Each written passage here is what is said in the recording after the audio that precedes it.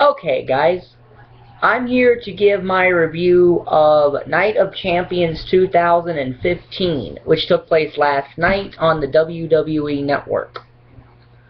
I will talk about the kickoff show match, but it's not going to be part of the overall show rating that I normally do. So, the kickoff match was Neville and the Lucha Dragons versus the Astral Wasteland of Stardust and the Ascension. And this was an okay little match. I mean, it's not what you would call a great match. It was it was passable.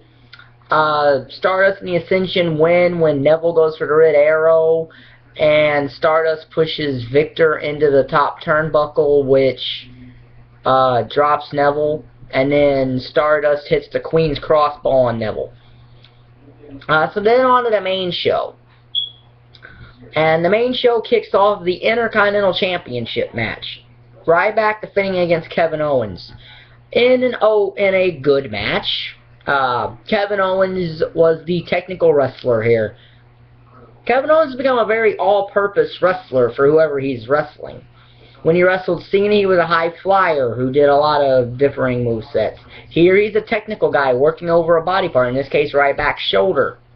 So you have some psychology here, which is something that's seen very little in professional wrestling today. Psychology.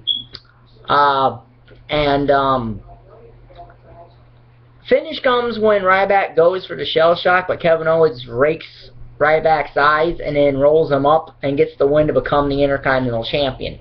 So I had predicted that right. Didn't like the finish to the match, mind you. I would have preferred Kevin Owens just hit the pop-up powerbomb and win clean, but what can you do?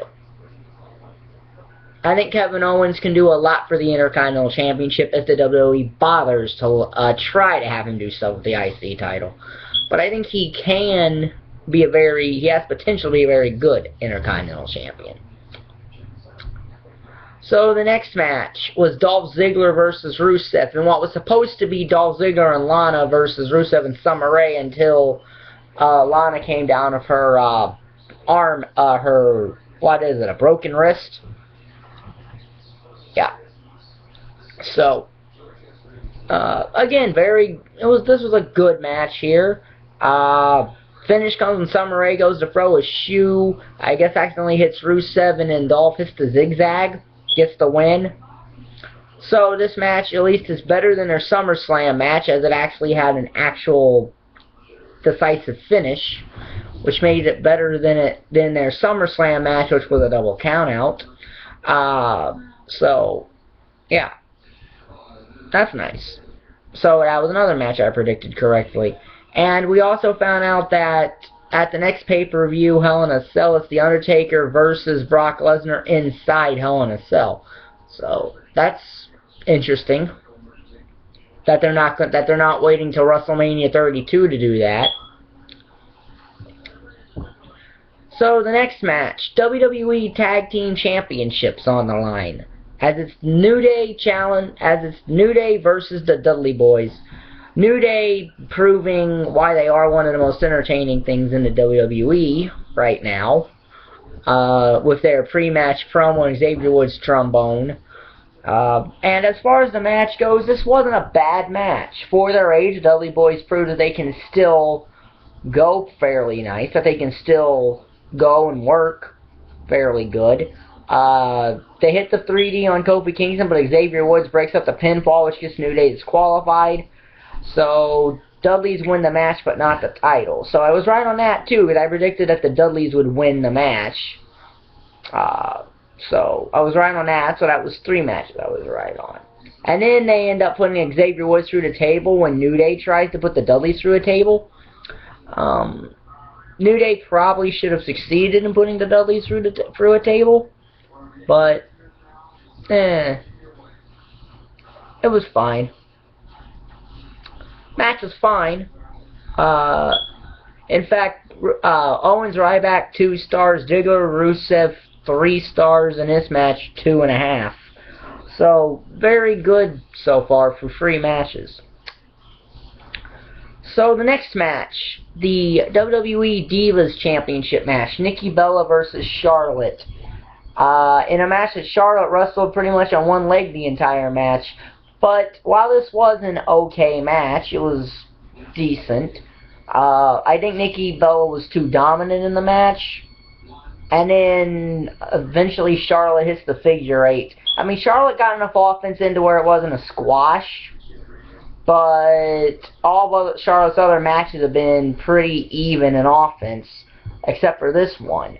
So it goes to make... Now, of course, there is the fact that Charlotte had an injured leg. Whether that was a kayfabe injured leg or she legitimately did something to her leg earlier in the match is up for debate. But she had an injured leg, and it factored in, which Nikki worked over, so it adds psychology to this match. And then, of course, the figure 8, Nikki taps out, Charlotte becomes the Divas champion, which means now maybe we can get some good matches out of the Divas Revolution, and maybe a storyline out of the Divas Revolution, because really, Nikki Bella's title reign was just about defeating AJ Lee's record, so they could erase AJ Lee from WWE record books, because the WWE is a very, very petty company. So, 2.5 stars. Enjoyed that match. So then we get the 6-man tag match. The Wyatt family versus Dean Ambrose, Roman Reigns, and their mystery partner, which was Chris Jericho. Yes, Chris Jericho, back from wherever it is he's been for the past year, over a year. Last seen on hosting Tough Enough. And this was an okay 6-man tag. Roman Reigns eventually hits his 2 Superman punches. Ambrose hits that top rope standing elbow, and then Reigns spears Braun Strowman, but Jericho tags himself in, and then Lion salts onto Braun Strowman, who kicks out, and then Braun Strowman hits that little finishing move of his and then puts that submission hold on, which forces Jericho to pass out, giving the Wyatt family the win. And then Jericho gets really angry and just walks away from Ambrose and Reigns. So I'm guessing that Jericho is probably back to work a program of either Reigns or Ambrose or both as a heel. But we'll see where this goes, because Jericho is normally back. When he comes back, it's to work one program of one person now. So we'll see where this goes. 2.5 stars match.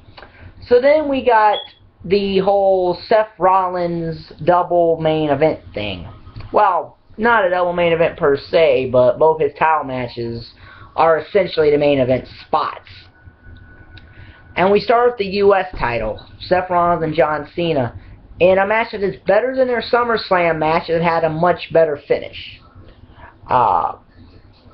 And Cena has proven this year, Cena's been giving a lot of good matches this year. And, you know, Cena's always been capable of giving a good match, but he has to have the right people in the ring with him. And some of the people just weren't that. But he had a great match at the Royal Rumble with Kevin Owens. Him and Rusev had some decent matches with each other. He had a good match at the Royal Rumble against Lesnar and Rollins, excuse me. Him and Rusev had some decent matches against each other. Owens and him probably had the best matches out of anyone he's fought, at least on pay-per-view, and his match with Cesaro during the U.S. Open Challenge was probably the best one of those matches. Cena wins here and regains the U.S. title. The thing about that is, I just want to let Rollins keep the U.S. title, because I think there was far more options if you have Rollins keep the U.S. title than give it to Cena, because due to the U.S. Open Challenge, Cena's already beat all the guys that accepted that, so who does he really fight? That's what it comes down to. But 4 stars. I think that it's the best match on the show, actually, was Cena Rollins. And that brings us to the main event. And now Seth had tried to leave before this, but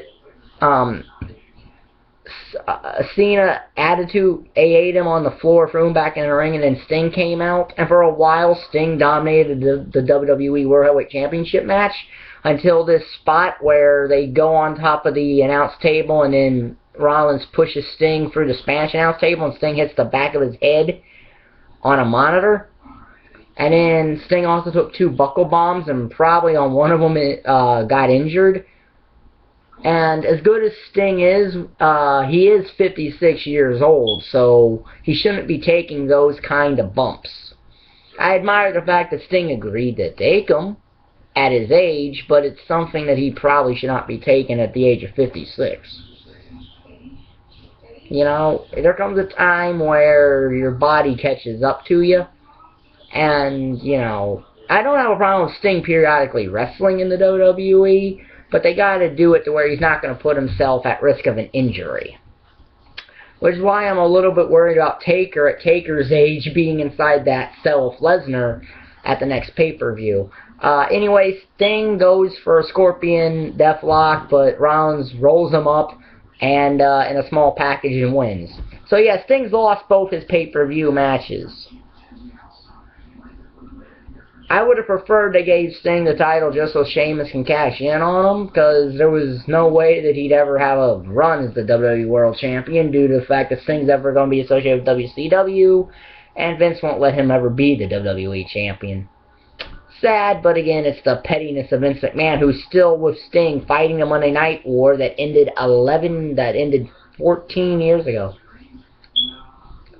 And then Sheamus comes out, tries to cash in on Rollins. Kane comes out, chokeslams Rollins, chokeslams Sheamus, and he tombstones Rollins. Kane's back to wearing his mask, so I guess he quit the Authority after Lesnar broke his leg protecting Rollins. And I guess that's setting up to Rollins versus Kane at Hell in a Cell. I am not interested in in that match. I'm sure someone might be, but I myself ain't. I myself am not, you know, because I know the outcome. I know that more than likely Seth would beat Kane, because I think at this point in his career, Kane's not going to get the WWE World Heavyweight Championship, and it takes away the mystique. So Sting and Rollins, 2 stars, because for what it was a good match. So yeah, this was overall a very good show. One of the better pay-per-views I've seen this year from WWE. So, yeah. If you liked the video, like button is down there, subscribe button is down there, and thank you for watching. Bye.